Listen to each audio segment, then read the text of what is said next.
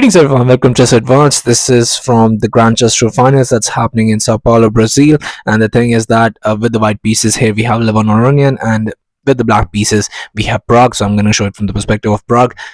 And I mean, Levon played this game absolutely spectacularly. You're really going to enjoy this game. Levon really turned on the Tal mode, and yeah, I mean, this is just really an insane game. He was able to win the first rapid game with the black pieces, and now the trouble is here. Pragg, he needs to equalize at all cost with the black pieces. He has to win this game, and Levon is just playing at another level here because now the thing is that if he doesn't win this, if he draws this, then you have to win 2 blitz in a row to be able to equalize, and that's very difficult. So without further ado, let's just start with this game. Let me show you what happened. Here just d4 was played by Levon, and here just knight to f6 by Pragg, knight to f3, d5 and c4. We go into the queen's pawn opening. This is the knight to c3. This is the queen's gambit decline. We have bishop to b4, there goes in defense, and here just bishop to g5, d captures. Now just going for immediately e4, c5, now challenging those central pawns. Bishop captures on c4, c captures, and now just comes as knight captures on d4. Bishop to d7 was played, and here just a simple castles by white, and knight to c6 by Pragg, asking for a trade. Do you trade here? Do you do something else? The thing is that here rook to c1 was played, and now you could just simply castle. Here h6 was played. You could just simply castle and your position would be fine, I think, because you don't have a thrust like e5, because here just knight captures, and that would be absolutely fine. But maybe you have some f4 e5 chances, but still they're very unlikely. But still better to just just push the pawn, push the bishop away, and then rather than be sorry. Here just h6, just pushing the bishop back, bishop to f4, and here just knight captures on d4 trading. We have queen captures, bishop to c6, and an immediate bishop to d5, bishop to d5. I mean, what a move.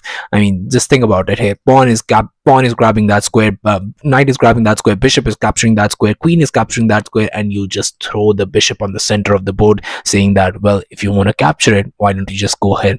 And the thing is that if you captures e captures on d5, what's going to happen is queen captures on b4, and if you captures d captures on e4 and be greedy, the thing is that rook f to d1, and your queen is under attack. Where do you move the queen? And if you try to move the queen to b6, asking for a queen trade, queen to a3, and I'm still covering the casting square, and you cannot castle now, and rooks are already here. I mean, this is, you see where I'm going with this, because here bishop is already eyeing this, and queen is already crisscrossing. I mean, this is just a very difficult position to have. You cannot castle kingside, you cannot castle queenside. King is still in the center of the board.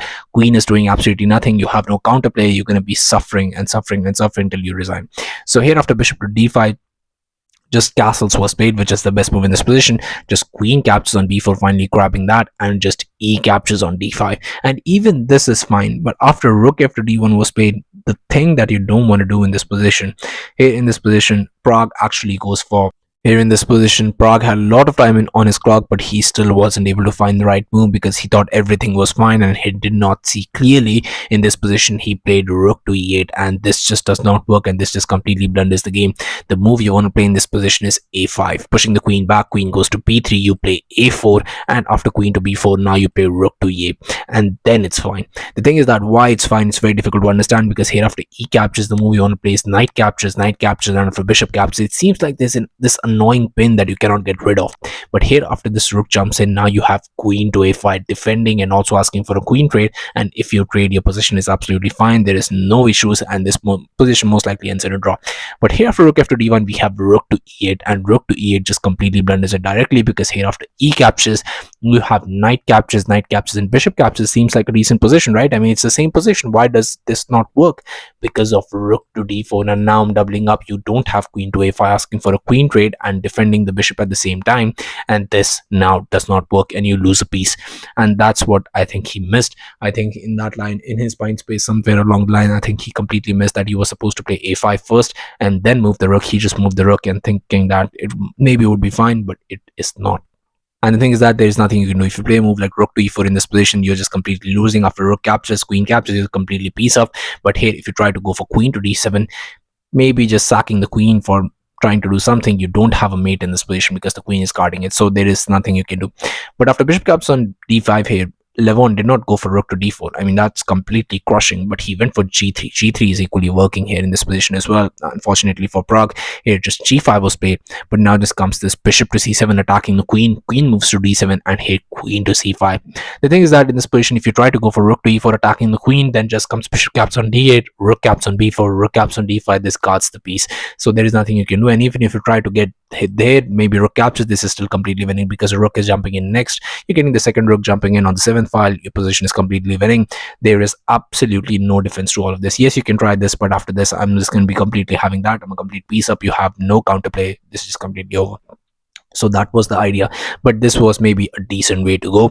But here after bishop to c7 we have queen to d7, and queen to d7 does not work in this position. Queen to c5 was played. Now you're threatening to pick this up, also defending that at the same time. So here rook a to d8 was tried, trying to just maybe defend that, maybe give up the exchange. Maybe Levon blunders, but here just bishop caps on d8. We have rook captures, defending everything, but it's not defending. Here just rook to c3. Now you're threatening to double up here, and there is nothing you can do. b6 was tried, but now just comes queen to c7 asking for a queen trade. If you trade, you're just completely losing. And here in this position, queen to e8 was played by Pragg, but after this rook to e3, this was on this move, on just move 24. Yes, you heard me right, on just move 24. Levon played this spectacular game, and unfortunately Pragg had to resign.